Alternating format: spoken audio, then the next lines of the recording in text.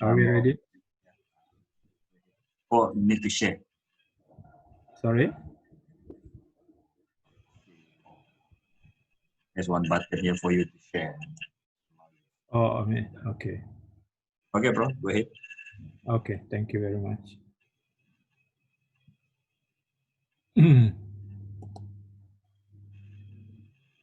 uh,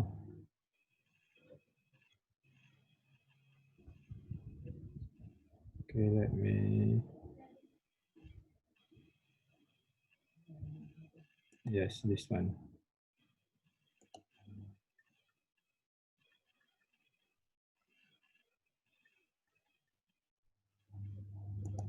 Can you see the slide now? Oh, yes. Okay. Now it's coming. It's Blue coming. and the pink. the cloud are coming. Cloud. We are in the world of cloud, so I think it is good to use cloud. Okay. Bismillahirrahmanirrahim. Alhamdulillahi Rabbil Alamin. Wassalatu wassalamu ala ashrafil anbiya'i wal mursalin. Wa ala alihi wa sahbihi ajma'in. Rabbi shrah li sadri wa yassir li amri wahlul 'uqdatam min lisani yafqahu qawli. Allahumma alhimni rushdi wa a'izni min syarri nafsi. I would like to say Assalamu alaikum warahmatullahi wabarakatuh to everyone here. I'm grateful to Allah Subhanahu wa Ta'ala for being able to again meet over this online class with all of you.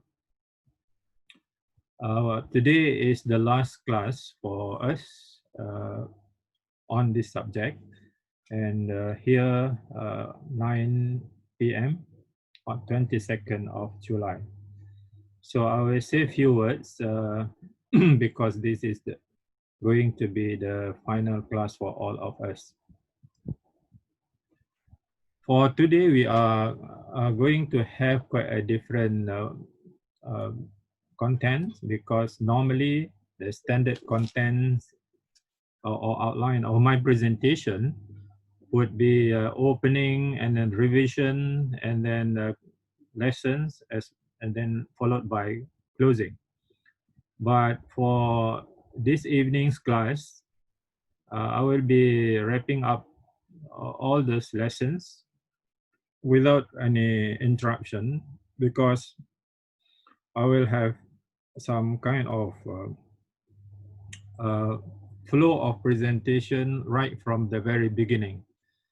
So even though there are some responses that I plan to make, but I will reserve this until the end of the class due to the fact that we only have 50 minutes to deal with our issue, and then later on we'll have to also open for question and answer. So I will say a few words in the opening. I already welcome you to this class and would like to thank, as usual, the organizer as well as the participants. For this evening's reflection, I choose two verses from the Quran. One is from Al-Alaq. Many reasons. One of the reasons is that this is also included as one of the phrase or verses, one of the verses that is considered as the grounding for our philosophy of education and also knowledge. Everyone knows this, so I don't need to read. I just read the translation of that. Read in the name of your Lord who has created all that exists. He who has created man from a clod, and read. And your Lord is the most generous, who has taught the writing by the pen, has taught man that which he knew not. So if you look at this one, there are several reflections which we can derive from this very short sentence, a few verses from Surah Al-Alaq. Number one, in the Islamic epistemology or philosophy of knowledge, we don't separate or we don't divorce knowledge from God. That is one important principle. And recognition of God is uh, the basic pillar in knowledge in Islam. The Lord that has created man. And this is basically also a point that can tell us the to answer the question, how did man begin? So humanity began with the creation, not with a kind of other theory. Yeah. So, and another important reflection from this is that unless God allows us to have knowledge, we will not be able to have that. So what we consider to be development of human knowledge is only possible given the fact that Allah allows us to gain knowledge by providing all the potentials within ourselves to be used for developing and gaining knowledge. The second one is from Surah Al-Hujurat here. Ya ayuhan nasu inna khalaqnakum min dhakarin wa untha wa ja'alnakum syu'uban wa qabaila lita'arafu inna akramakum 'indallahi atqakum innallaha alimun khabir. Again, from this very short verse, there are some reflections, one of which is, again, the existence of not only man, but mankind as a whole. The theory of the creation of society in Islam is attributed to the creator of the created beings, including human beings. And there is a purpose in this creation, one of which is to know each other. Yet, despite the variety of gender, sex, and also cultures and groups and tribes, as we are concerned in the study of sociology, for example, ultimately what matters is piety, the closeness to Allah or the fear of Allah. So yes, we can be in the society with all kind of colors, cultures, backgrounds, and so on. But what matters most in the context of Islam is the piety. So this is the summary from that Quranic verse. Since we are at the end of our class and I'm a Malaysian, so perhaps it is good that I introduce you to some of the Malay words here. For example, here the words of wisdom, man arafa nafsahu faqad arafa rabbahu. Translated here as barang siapa yang mengenal dirinya, niscaya ia akan mengenal Tuhannya, which means that he or she who knows himself or herself knows his or her God. So this is basically the reflection and lesson that we can gain from this short sentence. So now we move on to the second part of our class this evening. There is the grand revision, what I call it.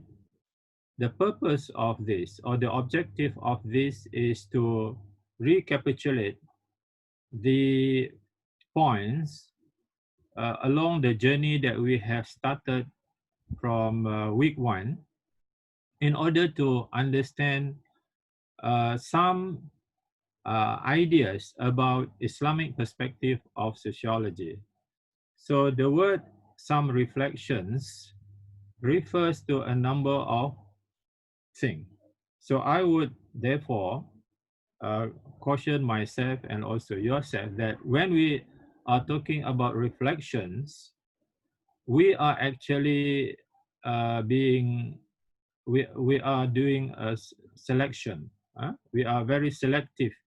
There are many other things that we can include, but we simply cannot do that because of the nature of our class very short, 1 hour or so per week for 7 weeks.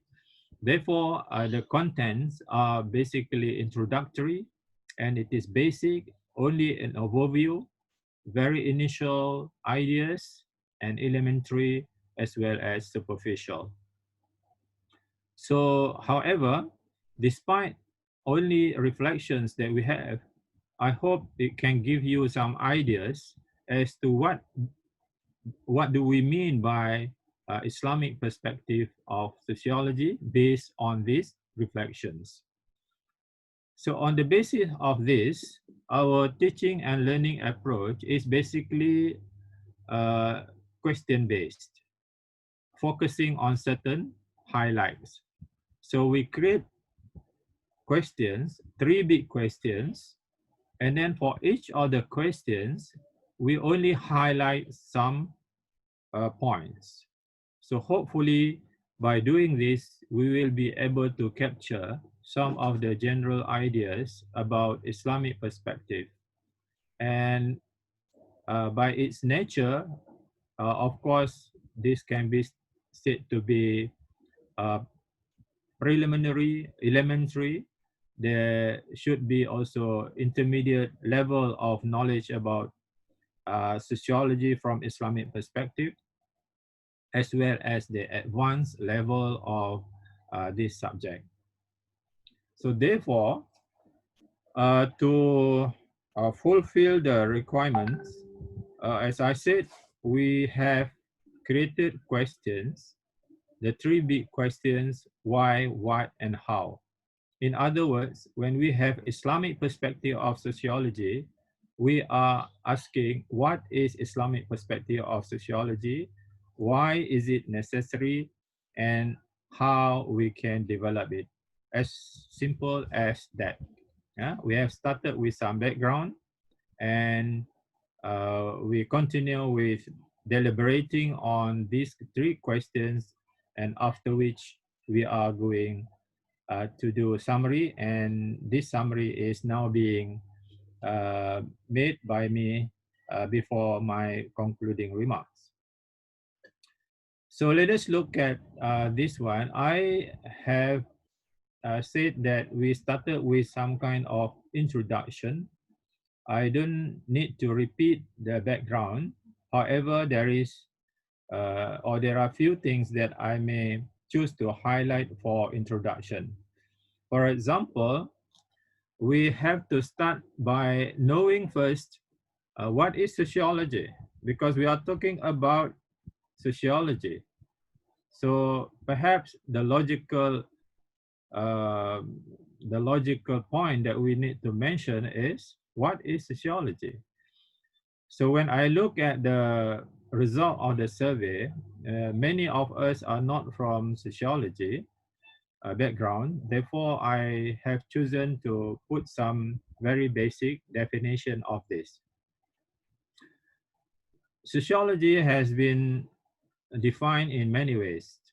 In some books, it is defined as a study of society, or sometimes a science of society, or more tailored towards modern definition, a scientific study of society.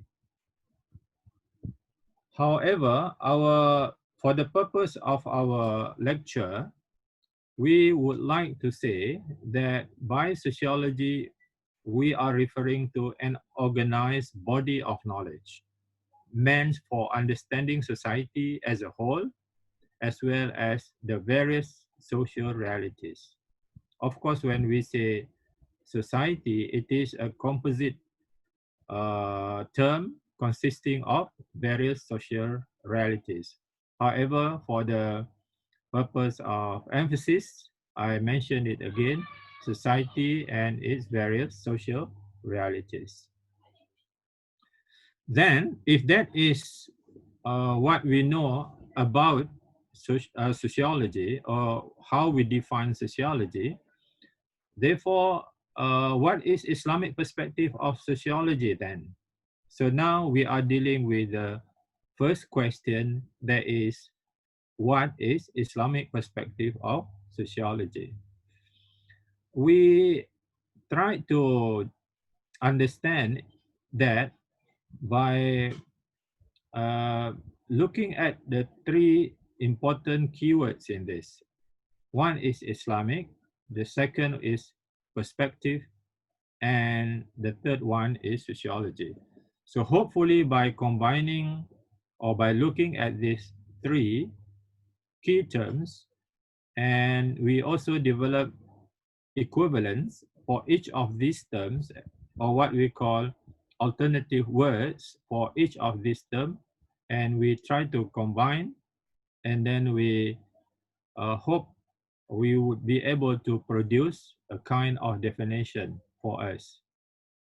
So therefore, from our interaction and input from our brothers and sisters, I could say that a perspective can be said to be Islamic when it, number one, it is based on the teachings of the Quran and the Sunnah. Very broad, of course. Number two, when it conforms to the dictates of Islamic religion. Number three, when it is guided by the principles enshrined in the divine revelation. Number four, when it is tawhidic in a comprehensive sense. So I'm bringing here the word tawhid because at the end of the day, it is tawhid that becomes the single unifying principle that overrides all what we are talking about. So the word tawhid in Islamic epistemology is very crucial, very important, and in fact, that is the ultimate word that we have to use when we explain everything, almost everything. And finally, a perspective can be said to be Islamic when it is inspired by the wisdoms of the Islamic ideology. If you can see here, the use of a number of terms here, Islamic ideology, divine revelation, Quran and Sunnah, Islamic religion, I simply use a variety of terms for the reason that in literature, in books, in references, different writers, different scholars have used different terms. So what I'm trying to communicate to you is that regardless of the languages and terminologies used by different scholars, we are actually talking about the same thing, despite the different expression. So therefore, when we have that one, we can have a tentative definition of Islamic perspective of sociology as systematic study of human society based on and inspired by the teachings of the divine revelation. This is one of the definitions that we can have. In a nutshell, when we say Islamic perspective of sociology, it refers to an attempt at understanding the various aspects of society by consulting all available sources guided by the divine revelation. I think we did work on identifying what are the sources from which we can understand society. Either that source focuses on or emphasizes on scientific way of understanding society, or others. Therefore, what is important here is we have to recognize that there are many sources from where we can derive knowledge of society. So as far as Islam is concerned, Islam recognizes all sources which can give us beneficial knowledge. And by beneficial knowledge, the knowledge that is um, what that is in line with the principles, teachings, and dictates of divine revelation in one way or another. By saying this, it means it can be directly in line. It can also be indirectly in line, as we have discussed. So this is, in a nutshell, the meaning of Islamic perspective of sociology. It is simply an attempt to understand society uh, by referring to whatever sources, but it must be guided by divine revelation. Why? Because unless it is guided by divine revelation, we cannot say that to be Islamic perspective. Yeah? Then we move to the second question. There is the second big question that we have addressed before. Why is Islamic perspective of sociology necessary? In other words, why is um, the sociology that is guided by divine revelation necessary or important? So for this, I did mention about there are many reasons for that. However, all these reasons may be categorized into a number of categories. So I choose to categorize the justifications for the need of Islamic perspective of sociology uh, into three categories. One is the reasons that are related to modern sociology, reasons that are due to modern sociology. The second, the reasons that are related in one way or another to Islam and to Muslims. And if there are other reasons, we can put under the category of others. As for the justification, there is the need for Islamic perspective of sociology due to modern sociology. I have based on Jamil Farouqi's view. There are three main reasons that I have mentioned. One is that Western sociological knowledge is not able to comprehend and highlight the ethos of Muslim society. Second, Western sociological knowledge ignores the ideological basis of social reality. Third, heavy reliance on what appears as emphasized by modern sociology or in modern sociology only gives partial knowledge, not comprehensive knowledge. So these are the three major points or three major reasons given by Jamil Farouqi. And these three major reasons uh, has made Jamil Farouqi to conclude that indeed modern sociology has certain weaknesses. And I have added, of course, beside weaknesses, there are also strengths. Now, so these three reasons which justify our, which justify that we are talking about Islamic perspective. So these reasons are further elaborated by Jamil Farouqi uh, based on the 5 points that I have given you, which I will not repeat here very in detailed way. For example, point number one, sociology relies solely on sensual knowledge. Point number two, sociology in Western perspective narrows down the concept of reality. Point number three, sociology ignores ideological basis of social phenomena. Point number four, social transformation from a Western perspective is one-sided because it is only stressing on certain material, physical aspects. And finally, society from the Western perspective is regarded as the force that define the normative system. What is good, what is bad, what is right, what is wrong, what we can do, what we cannot do is defined by society. So society become very important factor in determining the values of society. So these are among the reasons why there is a need for us to relook into this way of understanding society. So all this conclude the discussion on the second question, big question, why. Then we move to the third one.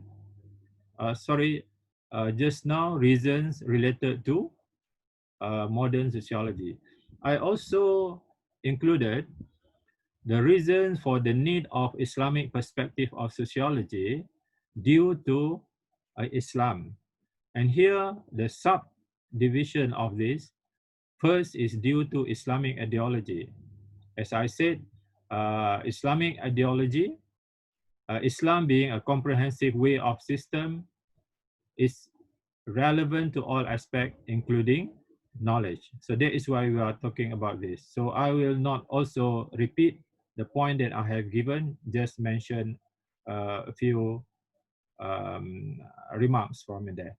Second, if the first reason was due to Islamic religion, Islamic ideology, the second one is due to the contemporary ummah. The backwardness, the underdevelopment of Muslim ummah today has been analyzed, and Muslim scholars, thinkers, leaders have agreed that it the factor is the factor has something to do with the way we think and the way we do things. Therefore, we need to look at the issue of knowledge, the issue of our understanding of religion, and the concept of education, and so on. That is why we need to have Islamic perspective uh, as part of our effort to correct this wrong way of thinking. Reason number 3 is more historical. If the reason number 2 is more contemporary, reason number 3 is more historical. We know pretty well that Muslims have contributed to world civilization by producing lots of scientific achievements and in other areas. So they have been triggered by inspiration from the Quran and also the Sunnah and also the religion. So, of course, Sunnah, Al-Quran and Sunnah are the two sources of religion. Now, the question is, if Muslims of the early decades or centuries could have achieved such tremendous achievement due to religion or because of religion, so what goes wrong with the contemporary ummah? So it must have something to do with the way we understand knowledge. And what Islam says in the Quran clearly encourage us to seek for knowledge, to be more advanced, but somehow we are not. So that is why looking at our history also is important. So having given all the justifications uh, for the need of Islamic perspective, then the more challenging part is how that kind of thing, that is how a systematic study of human society based on and inspired by the teachings of Islam be conceived. How can it be conceived? I think the word "can" is missing here. Maybe I can add now.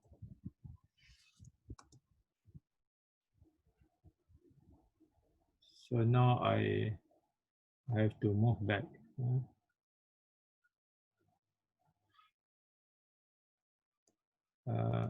Please bear with me a minute. Just want to bring, yes.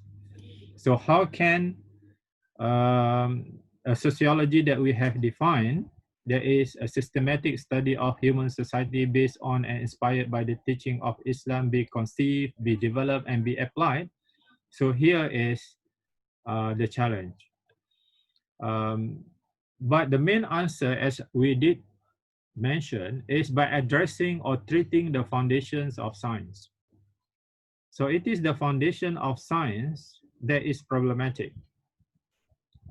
So when we further analyze the similarities and differences between the sociology with Islamic orientation and modern sociology, we can find there are areas which are problematic, and there are also aspects which are shared by both. So that is why the main task of developing or constructing sociology or knowledge of society with Islamic orientation is by addressing the foundation. So I think we have discussed at length how foundation is understood by having some analogies, analogy to tree, analogy to building, and analogy to man. So which I don't want to repeat again. However, what I want to highlight here is that by the word foundation, we mean the epistemology. So the epistemological basis of knowledge, of science. And we know very well, or pretty well, that epistemology is one branch of philosophy. That is why I said last time, the word that you have given when I asked for feedback, what to you is a foundation. So some of you say epistemology. And I said, yes, that is also correct, because we are dealing at the philosophical level of knowledge. So epistemology is one branch of philosophy, dealing with the various aspects of knowledge. But in my scheme of illustration, I look at epistemology as part of worldview. So I will show you what is worldview and how epistemology is placed in the structure of worldview. And that worldview is derived from ideology. And in our context, we are talking about Islam, Islamic ideology. So in other words, we can describe in this way that when we say ideology, we are referring to a religion of Islam or Islamic religion, and worldview, Islamic worldview, epistemology, Islamic epistemology. For methodology, we can use more natural word or adjective like integrated methodology and so on. So this is what we call this. Sometimes this word foundation is also referred to as framework.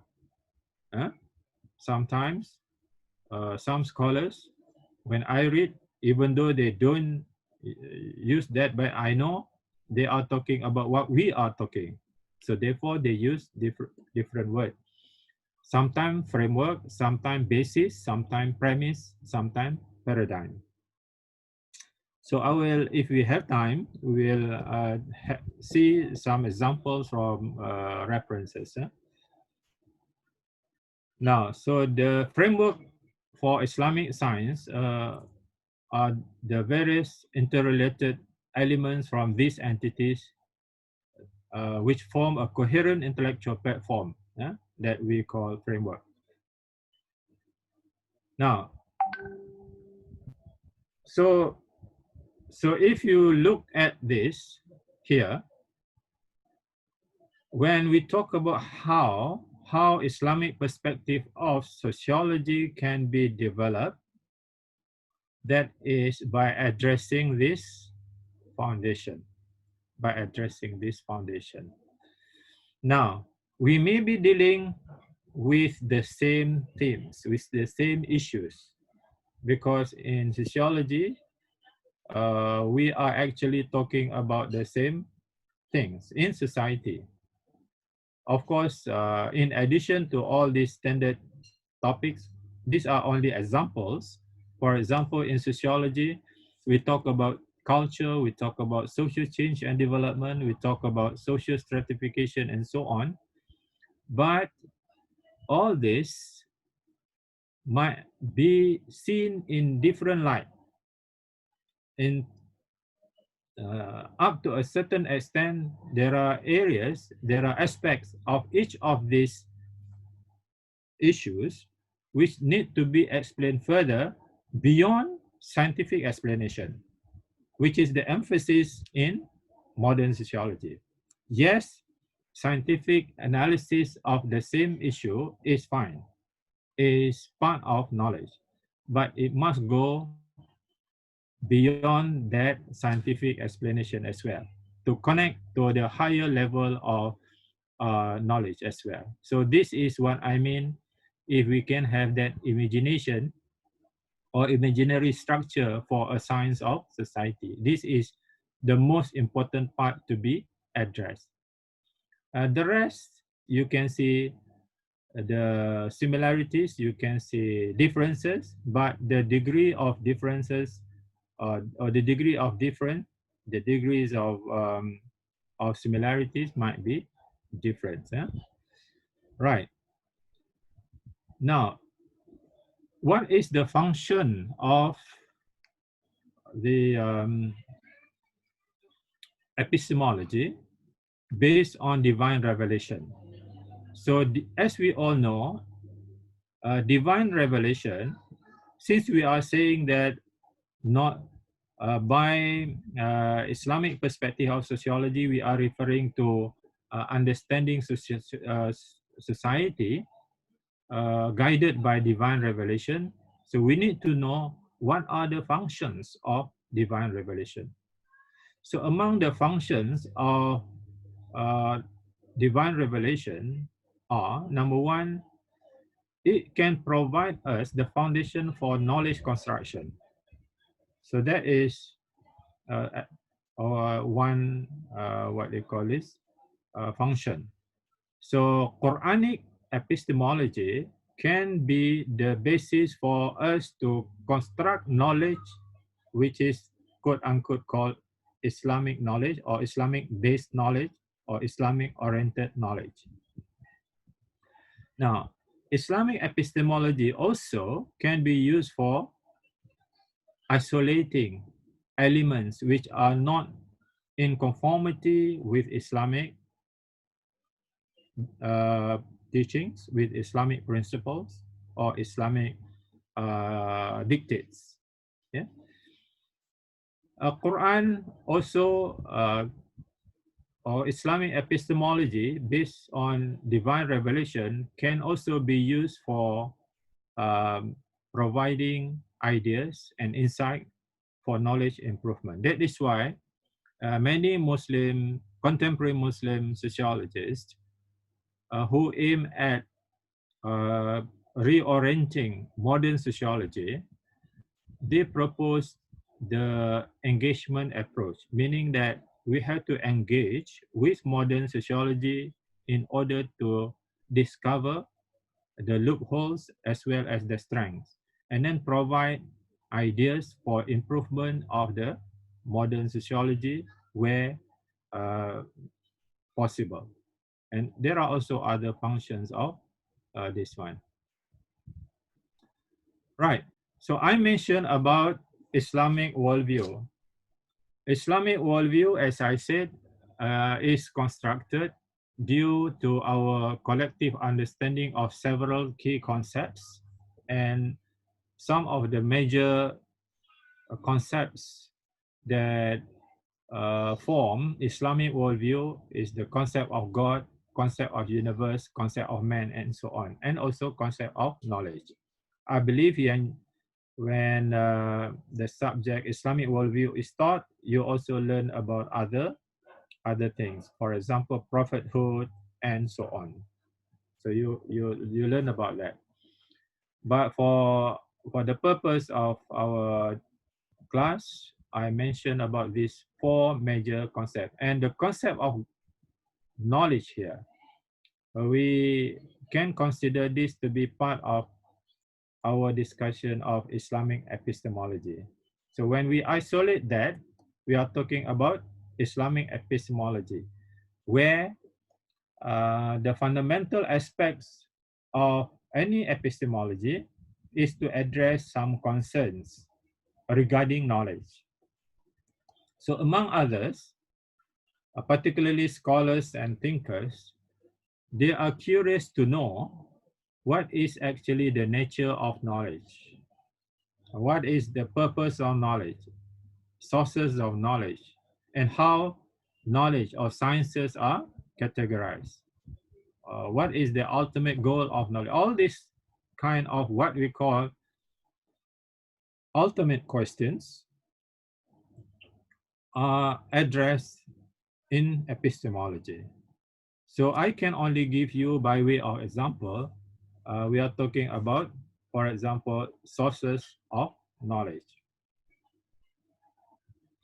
So in the context of trying to understand society for our time, we notice that there are many sources from where we can derive knowledge. So we have, of course, for Muslims, divine revelation. And then what is most dominant nowadays is this one, modern sociology. That's why many Muslim sociologists who are inclined to talk about re-looking into modern sociology in order to discover the strengths as well as the limitations. So most of the effort is addressing modern sociology, although we know that understanding sociology or understanding society can also be derived from many other sources, including Muslim intellectual heritage, by conducting our own research, and by consulting also other sciences, particularly other social sciences.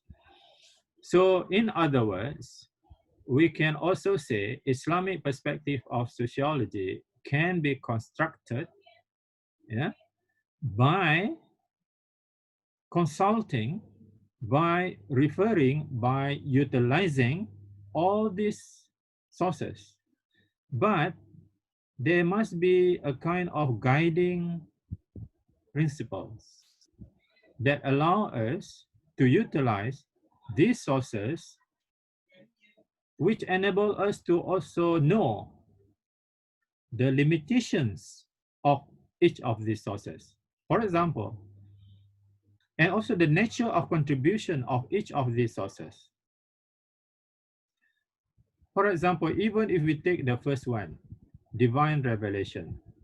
Yes, as a comprehensive guiding source, we cannot expect divine revelation to function in the way that other scientific science functions, because the role of divine revelation is not similar with the roles of other sciences.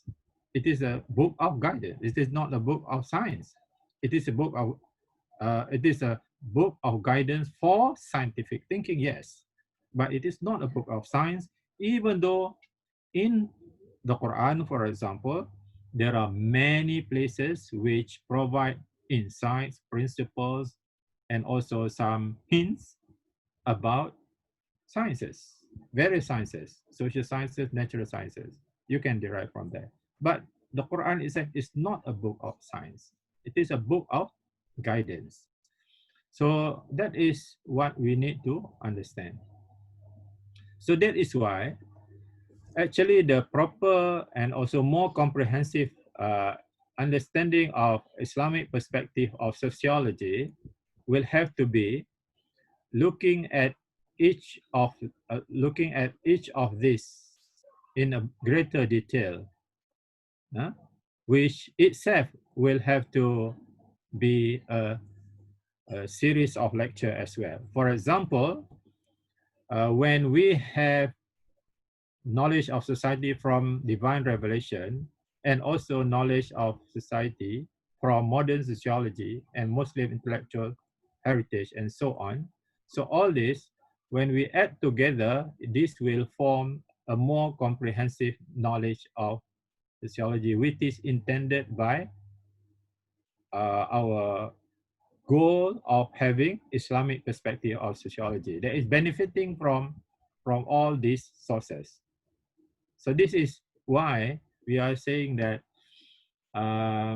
guided by more comprehensive and holistic Islamic epistemology, it allows us to consult all sources in an effort to derive beneficial knowledge of society, but guided by divine revelation. So if we are to re-illustrate, it should be like this. It can be like this. Yeah. So this is what I have shown you last time.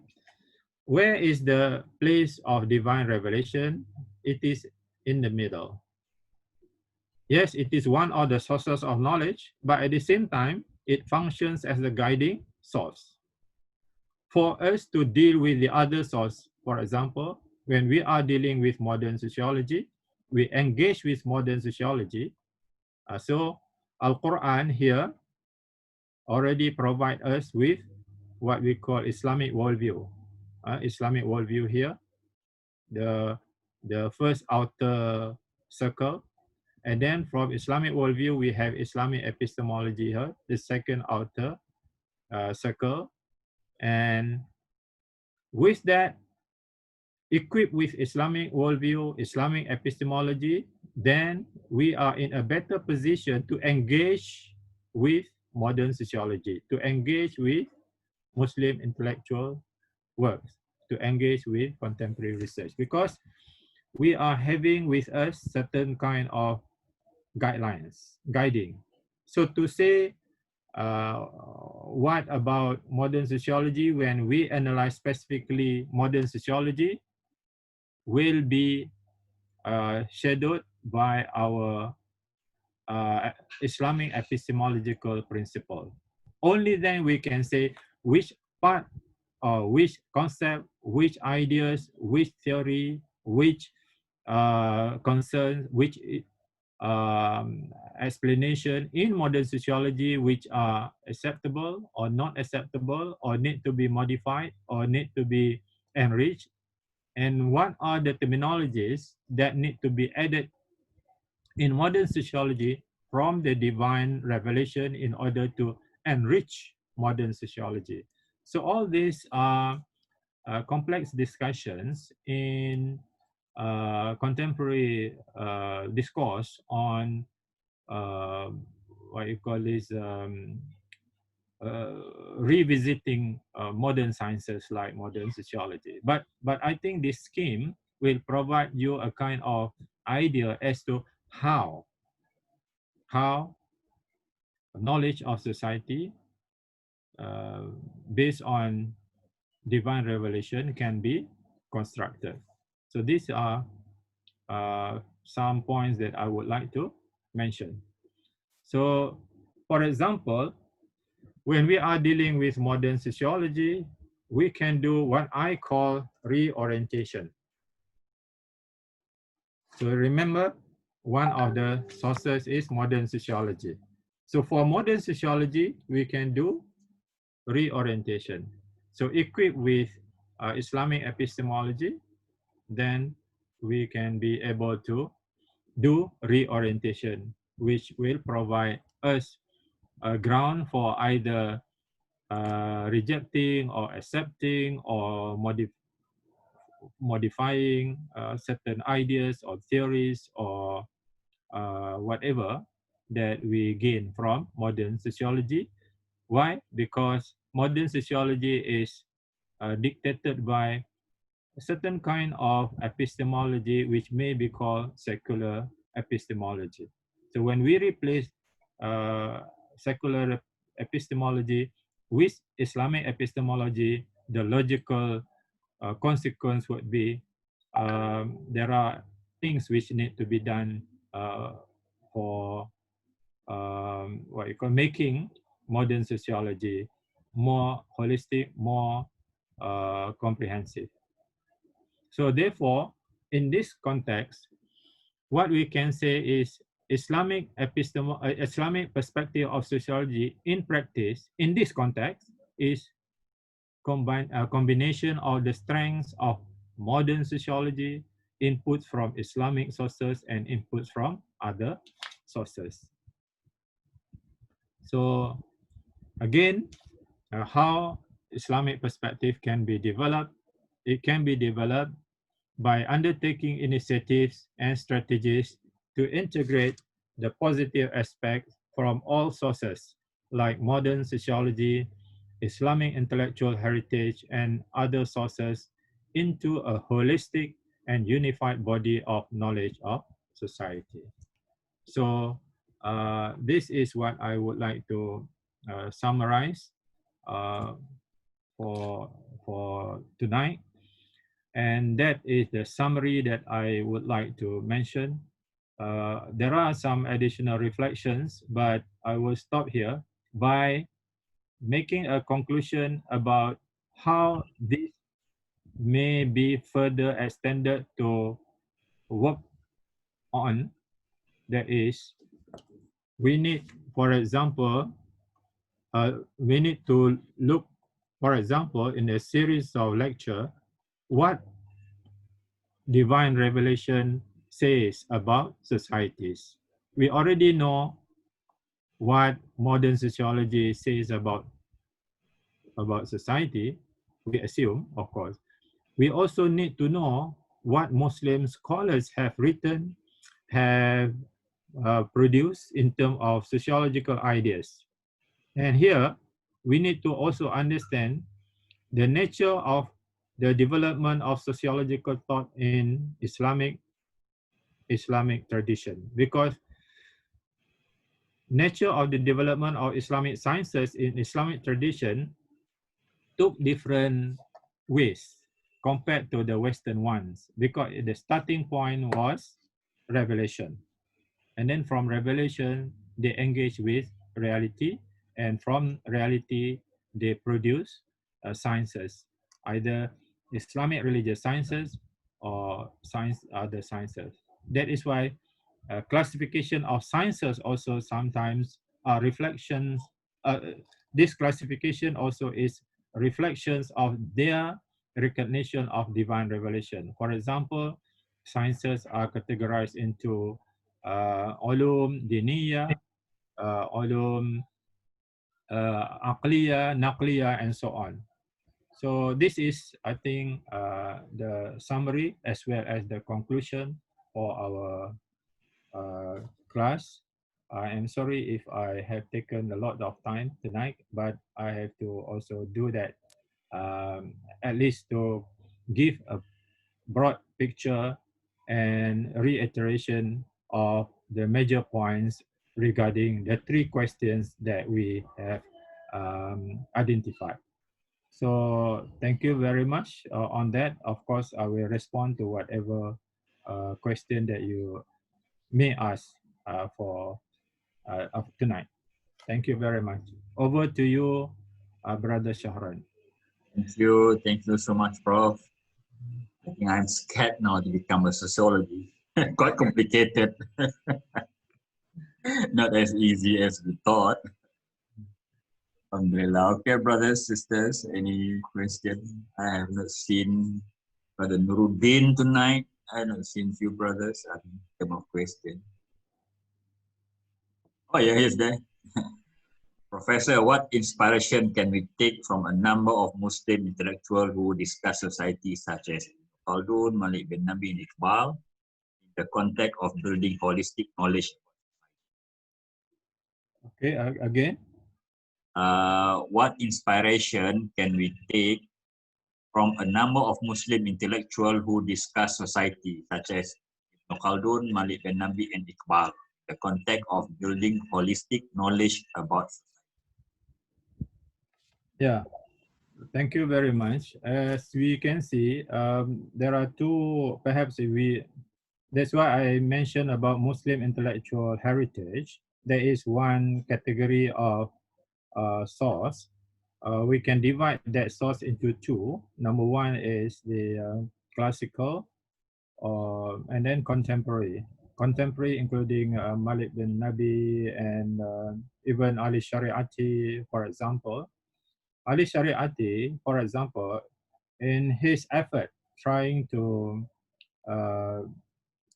what I call this, explain the nature of society in Islam, also analyzes the stories, including the stories of what they call this, Adam and the sons of Adams and so on.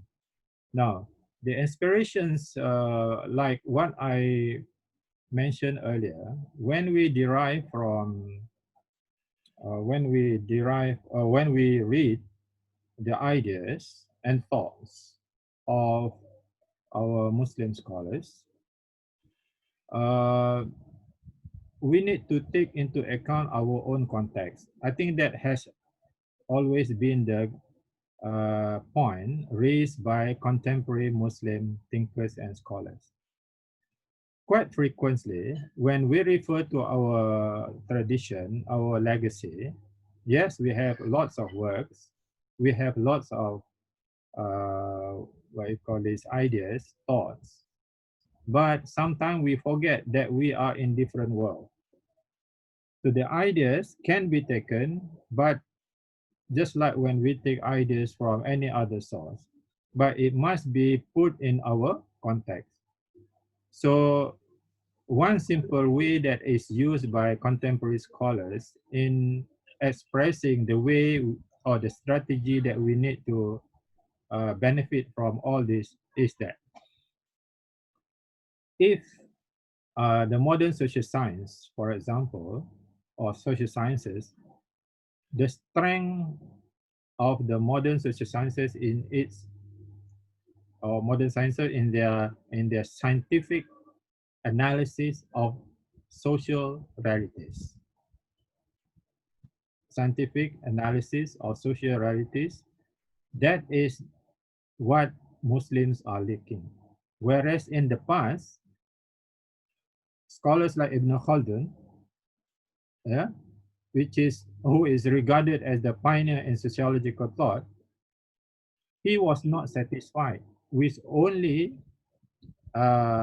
understanding society by looking at history, by looking at whatever that we have. But he went a step further. That is by analyzing the actual reality in order to construct theory of society. Meaning that just like what modern sociology is very much doing now, that is, for example, formulating of the theory about social facts can be done when it is necessary, yeah, necessary. But to construct answer for the ultimate question based on the study of the actual fact is not sufficient. For example, what is the purpose of life? Do you want to develop the purpose of life basing mainly on the study of social facts? In the case of Islam, that has already been answered. So uh, the focus of study is different. So Muslim scholars, they did not really focus on this kind of things, but they explore into the areas which are explorable as far as the uh, what sources of knowledge or concept. What divine revelation is silent, what divine revelation is open for interpretation. This is the area that they did into exploration in order to discover the laws.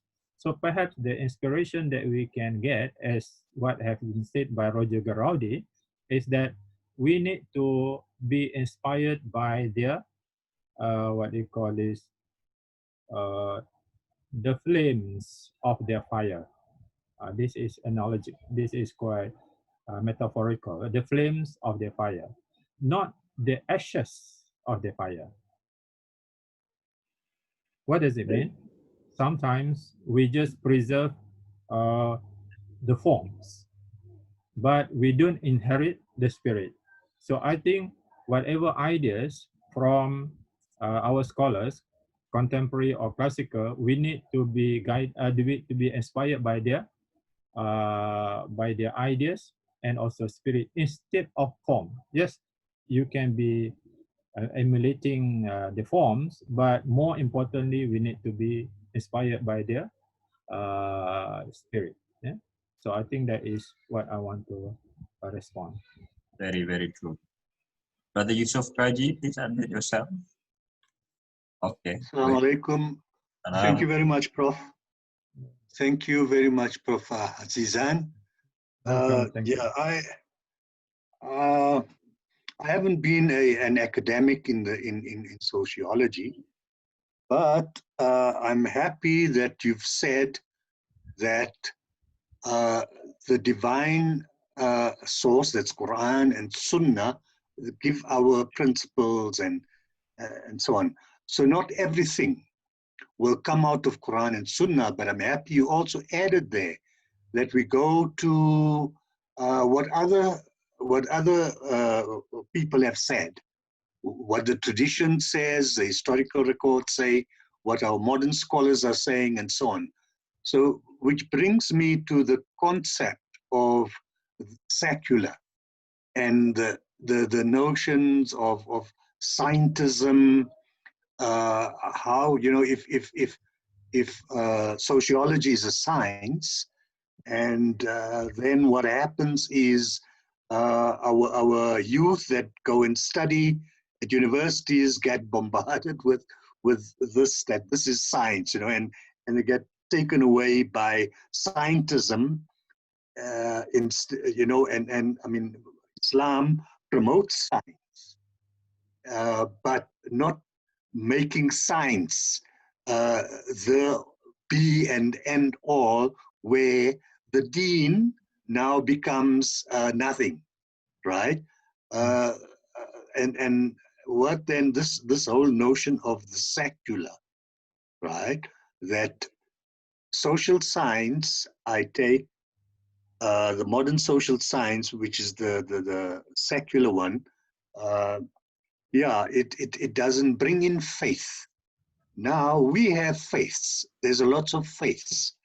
Besides Islam, there's other faiths. And I wonder whether they also look at this issue, you know, that modern sociology is devoid of faith.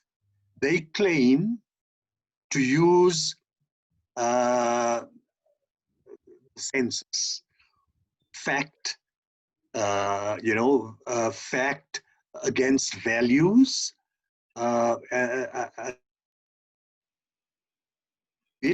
But maybe I should just stop there. No, it's okay. So where are you from? We always see your name. I'm from South Africa, Johannesburg. MashaAllah. MashaAllah. And yeah, with the IIIT, we have a kind of relationship here. Professor Mohsin Fadl of course. is here, you know, with the IIIT people. Thanks. Okay, thank you. Okay, President. I believe you gave us just now is your input and what you call this contribution. Yes, repetition of what we already know, that it is the ideology that is problematic. secular ideology. Of course, under secular ideology, it is related to many things: humanism, positivism, and scientism, as you said. At one time, people believed that science is the answer to everything. Then, after some time, they found that science also contributed to the destruction of society. So that was the belief, particularly during the modern period. The modern period glorified science, and science was the answer to everything. But when further development in science did not give or fulfill that promise, instead, in addition to, of course, the strength, science also contributed to other things like pollution and so on. Say they move to the postmodernist understanding of things, that science is no longer answer to everything. Then they allow the diversity of narratives and worldviews to prevail, but of course within their control as well. So I think centralizing everything in science, and when human become the focus of everything, human become the definer of everything, that is where things are problematic.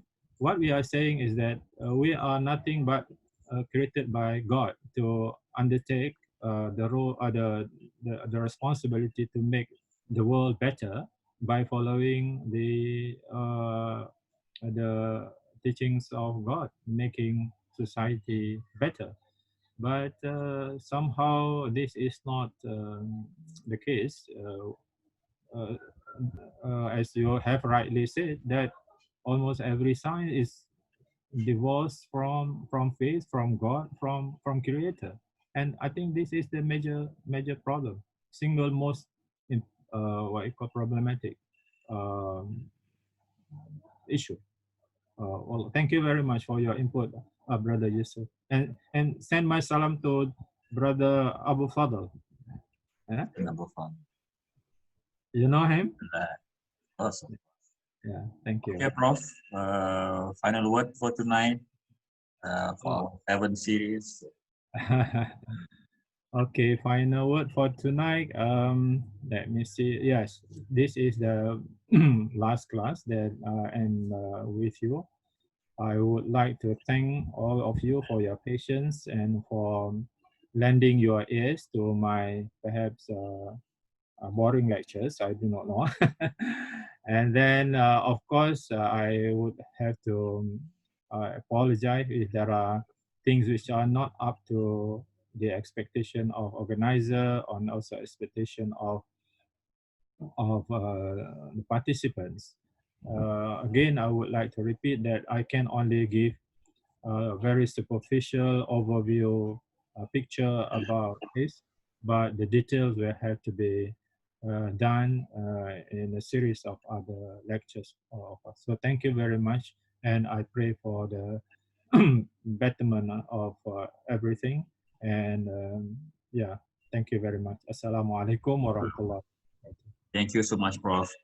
If I do not take anything else from your course, I'll take the system that you are using by introduction and then delivering the subject matter and concluding.